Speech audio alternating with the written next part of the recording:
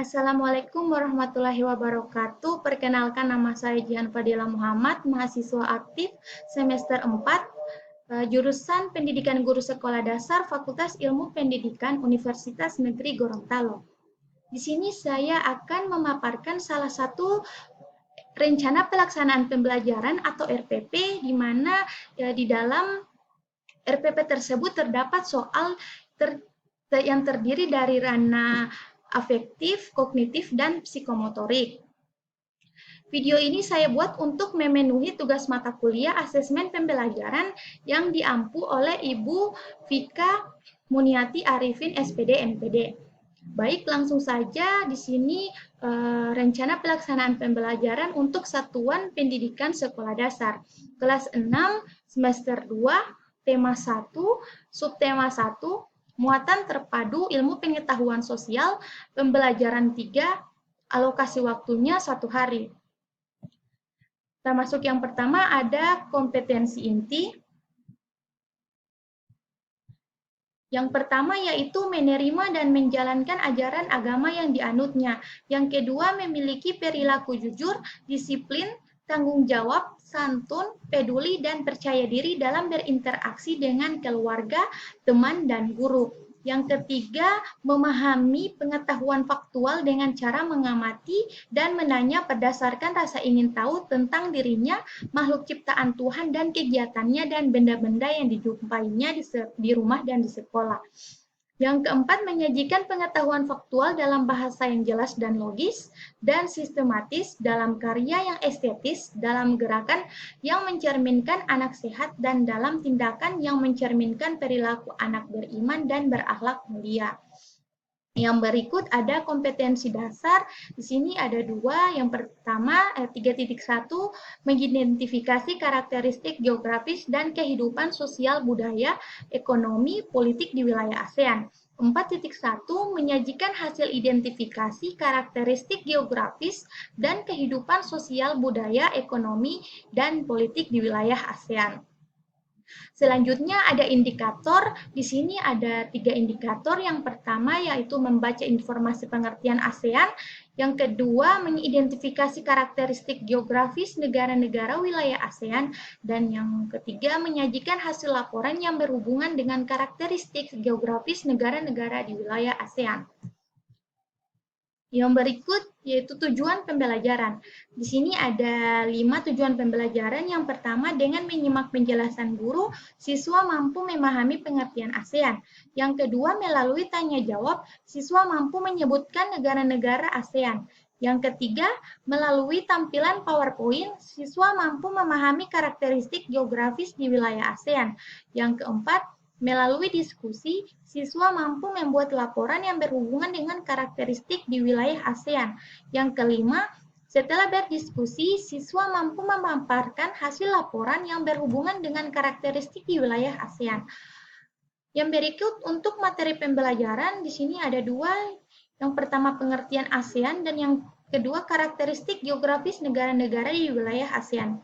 Untuk pendekatan dan metode, di sini menggunakan RPP ini menggunakan pendekatan saintifik. Dan metodenya tanya jawab, penugasan, dan ceramah. Untuk media pembelajaran menggunakan media pembelajaran PowerPoint.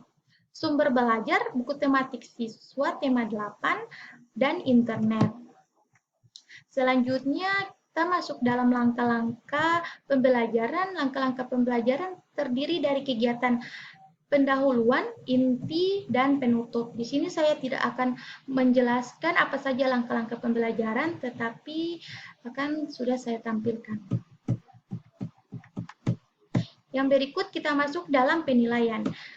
Yang pertama yaitu untuk penilaian sikap. Di sini ada 3 aspek yang dinilai. Yang pertama yaitu santun, peduli, dan tanggung jawab. Yang kedua yaitu untuk penilaian pengetahuan.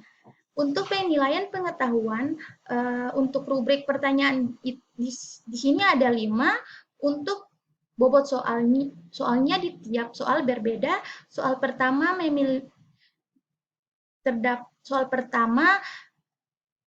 bobot soalnya 25, soal kedua 15, soal ketiga 25, soal keempat 20, dan soal kelima 15. Yang berikut yaitu penilaian keterampilan. Dalam penilaian keterampilan di sini ada dua aspek yang dinilai. Yang pertama yaitu kreativitas dalam menggambar, dan yang kedua kemampuan dalam presentasi. Yang berikut ada bahan ajar.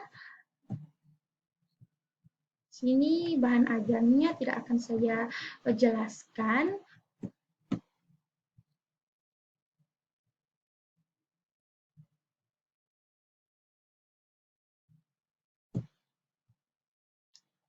Selanjutnya ada lembar kerja peserta didik.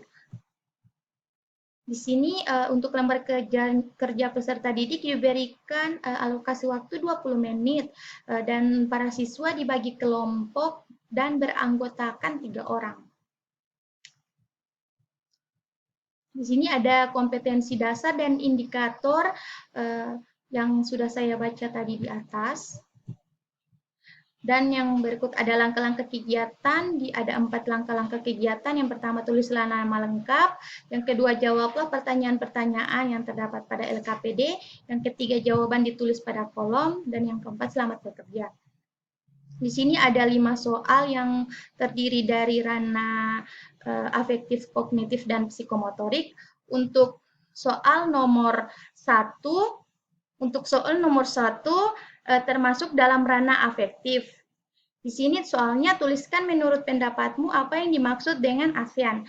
Dikatakan ranah afektif karena siswa diminta untuk menanggapi sesuai pendapat sendiri. Menanggapi adalah kemampuan yang dimiliki seseorang untuk mengikut sertakan dirinya secara aktif dalam fenomena tertentu. Yang berikut untuk soal nomor 3 dan 4 termasuk dalam ranah kognitif karena di sini siswa diminta untuk melakukan pemahaman, di mana pemahaman adalah kemampuan seseorang untuk mengerti sesuatu setelah sesuatu itu diketahui dan diingat. Dan yang terakhir untuk soal nomor 5, amatilah gambar peta ASEAN di bawah ini dan gambarlah pada selembar kertas. Untuk soal nomor 5 ini termasuk pada ranah psikomotorik karena siswa diminta untuk melakukan pengamatan langsung dan penilaian selama proses pembelajaran berlangsung. Dan yang terakhir ada kunci jawaban.